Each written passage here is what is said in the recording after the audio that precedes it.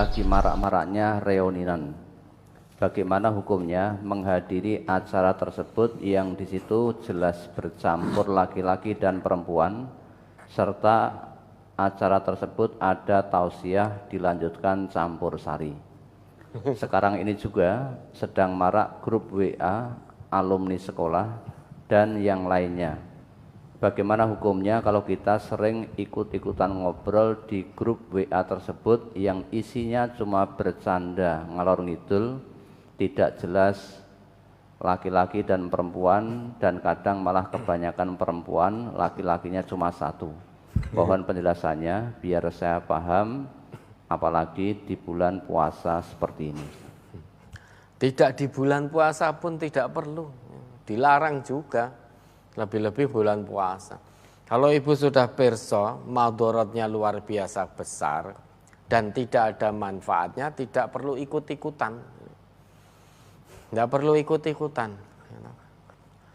Apalagi tausiah kemudian campur sari. Lah itu sing ditunggu tenanan campur sari ini po tausiah. Kira-kira kalau agenda ini tausiah dulu, setelah itu dangdutan. Campur sarinan, jejogetan, ada biduan nitanya. Kira-kira sing ditunggu-tunggu sing ngendi? Tausiahnya itu hanya nggo syarat ben ketok. Ben ketok ya enek tausiahe wis nggo syarat. Nah, intinya sing ditunggu-tunggu campur sarinya itu. Sudah tidak ada manfaatnya, tidak perlu ikut-ikutan. Kalau ibu orang Islam, orang ngaji, paham tentang Quran, paham tentang hadis Nabi. Apalagi di salah satu tanda baiknya Islam seseorang, kata Nabi kita, min husni islamil mar'i tarkuhu ma la yakni, meninggalkan segala sesuatu yang tidak bermanfaat. Lebih-lebih Allah sendiri yang menegaskan bahwa orang beriman yang beruntung salah satunya adalah orang yang menjauhkan diri dari perkataan maupun perbuatan yang tidak ada gunanya.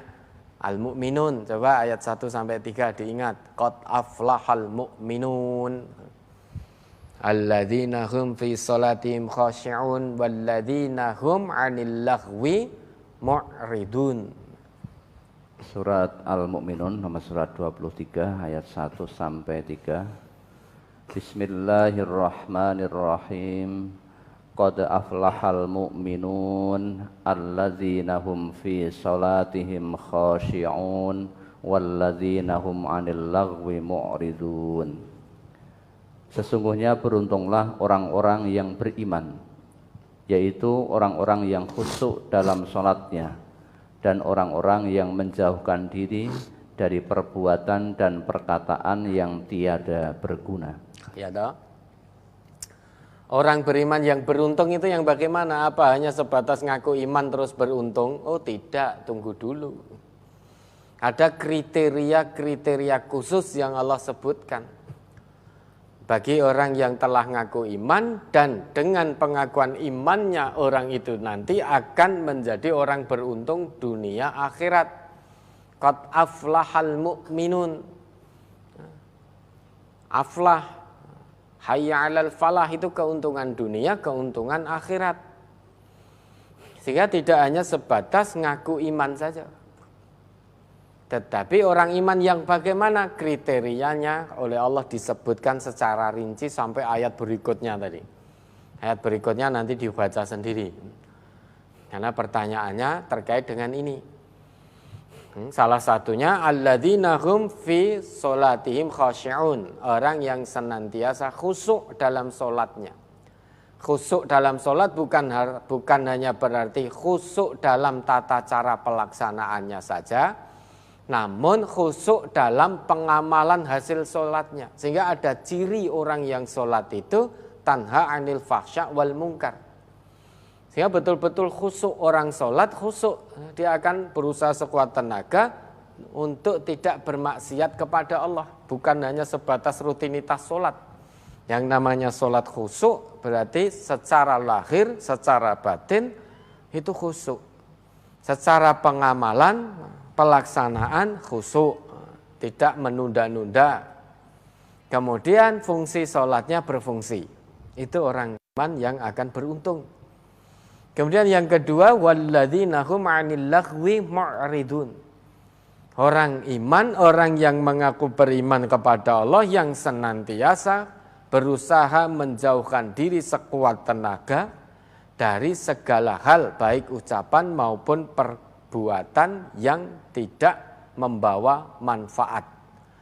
Ucapan, perbuatan yang tiada guna. Lah tadi ngobrol di grup reunian dan lain, di grup alumni dan lain sebagainya dengan cengengesan, jegegesan sesuatu yang tidak manfaat. Satu yang tidak manfaat. Nah, kalau ibu paham hasil Quran Sunnah dari hasil ngajinya, praktekkan hasil ngaji, tidak perlu ikut-ikutan. Tidak perlu ikut-ikutan, ini bahaya ini kalau tidak hati-hati. Grup-grup alumni itu bahaya. Ya, setan masuk, reunian, ketemu, cinta lama, bersemi kembali. Habis ketemu kemudian telepon-teleponan, WA-WA-an, setelah itu kencanan, ya udah. Sampai terjadi hal-hal yang tidak diizinkan oleh agama. Ya sudah, rusak semuanya. Maka tidak perlu ikut nimbrung hal-hal yang semacam itu. Kalau kita ingin mendapat keberuntungan oleh Allah di dunia maupun di akhirat. Ya, ada lagi.